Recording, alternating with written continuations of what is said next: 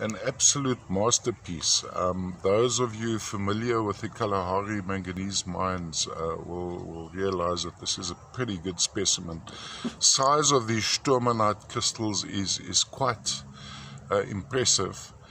Sitting on a bed of maybe medium grade or low grade manganese ore, we have these sturmonite crystals, and of course dusting them initially would be some calcite. So what you see here is calcite. Also typically I'd find as an association tiny manganite crystals, sometimes brucite, but I don't see any brucite on this. It would be little boteroids made up of tiny crystals.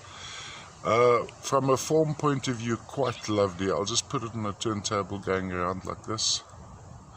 Then we're going to have a closer look at this section, for instance. Look at those large sturmonite crystals, almost perfect. So quite a nice quality specimen. Not very large though. Most likely, I think edge to edge we're looking at maybe 4 centimeters, maybe just under 4 centimeters. All the way from the Enchanting 2 mines, Northern Cape of South Africa. Now these would hail from just outside of the little town of Blackrock in the Northern Cape.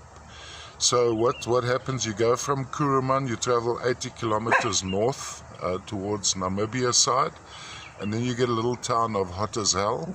There's an old mine there, one of the famous deposits for the rhodochrosite. And then 15 kilometers outside Hottesdal, you'll start seeing the headgear of the Kalahari manganese mines, Channing 1, 2, 3 vessels.